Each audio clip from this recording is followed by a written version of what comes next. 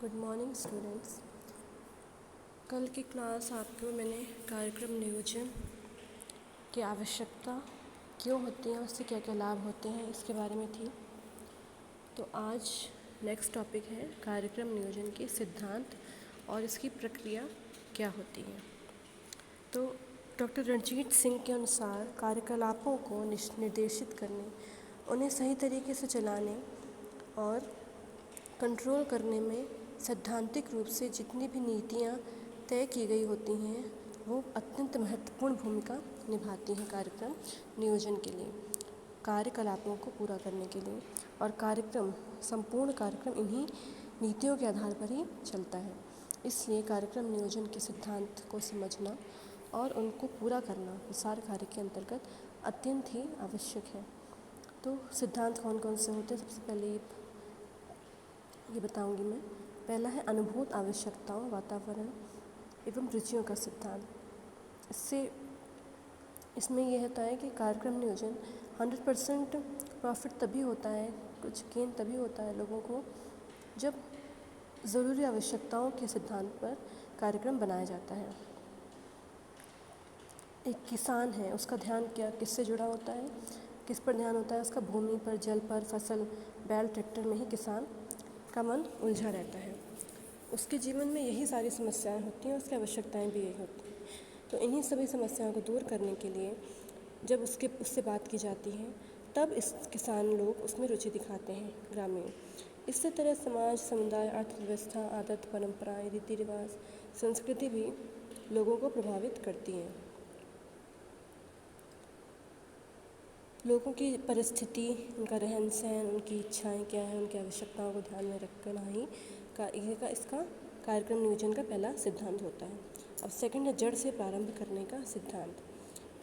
इसमें ग्रामीणों की जो मूलभूत समस्याएं होती हैं, मुख्य समस्या उनकी क्या होती है कि वो आर्थिक रूप से कमज़ोर होते हैं, निरक्षर होते हैं। तकनीकी ज्ञान का, अब निरक्षर होंगे तो उनको कुछ पता ही ज्ञान ही नहीं होता है, किसी तरह का ज्ञान नहीं होता है, उनको अभाव होता है उनको ज्ञान का। संसाधनों की कमी होती है। तो कार्यक्रम नियोजन के अंतर्गत ये ध्यान रखा जाता है कि इस तरह के लोगों की वर्तमान परिस्थिति और आवश्यकताओं, उनकी समस्याओं को ध्यान में रखकर ही कोई भी कार्यक्रम बनाया जाए, तभी वांछित लक्ष्य तक पहुंचा जा सकता है। अब इसमें कुछ उद्देश्य रखा जाता है, यानी कि अगर कार्यक्रम नियोजन बनाया गया है तो उसका सबसे पहले गोल रखा जाता है कि लक्ष्य, बिना लक्ष्य के वो पूरा हो ही नहीं सकता है। समावेशिता का सिद्धांत।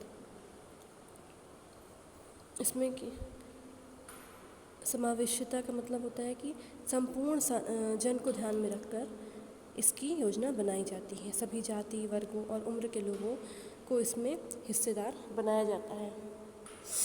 इसी ही समावेशिता का सिद्धांत कहते हैं। अब नेक्स्ट है स्वयं की सहायता का सिद्धांत। इसका मूल प्रसार कार्य जो होता है, उसका मुख्य मंत्र होता है कि लोगों को प्रेरित कर उन्हें मोटिवेट कर विकास की ओर ले जाना।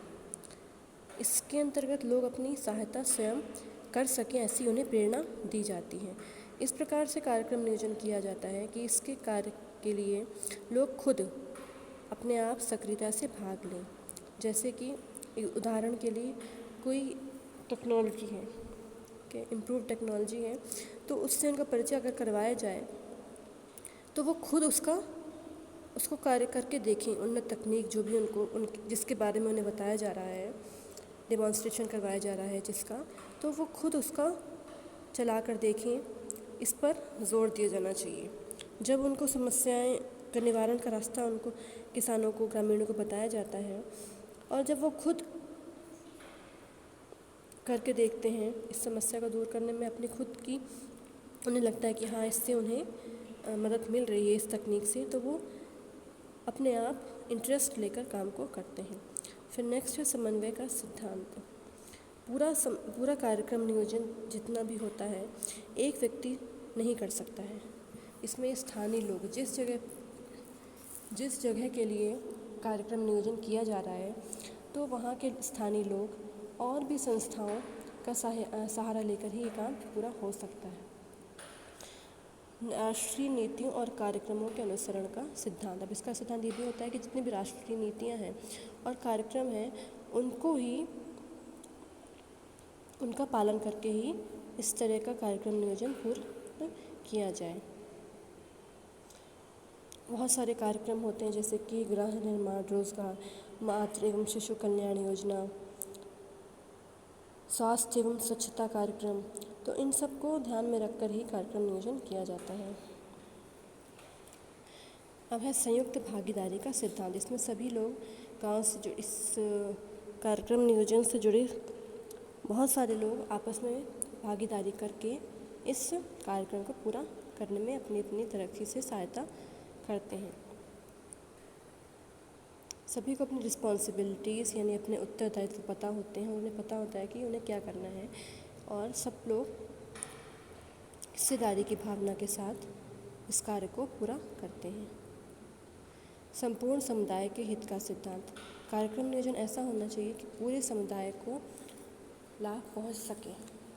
सिर्फ एक व्यक्ति के लिए कार्यक्रम नियोजन नहीं बन सकता है। निरपेक्षता तथा तटस्थता का सिद्धांत।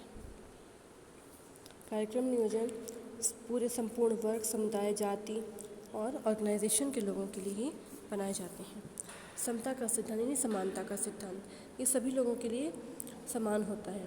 कार्यक्रम नियोजन किसी एक समुदाय के लिए नहीं बनता, संपूर्ण समुदाय, सभी पूरे एक जगह पर रहने वाले, एक स्थान पर रहने वाले संपूर्ण समुदाय के हित को ध्यान में रखकर बनाया जाता है। उसमें समानता होती है, सभी के लिए उसमें समानता ही होती है। ये ज़रूरी है कि इस तरह समानता के सिद्धांत का ध्यान रखा जाए। नमनीयता का सिद्धांत। ऐसा सिद्धांत कार्यक्रम नियोजन इस प्रकार से बनाना चाहिए कि उसमें कुछ लचीलापन हो, ताकि अगर कुछ परिवर्तन करने की आवश्यकता पड़े तो उसमें हो सके। इसलिए नमनीयता का सिद्धांत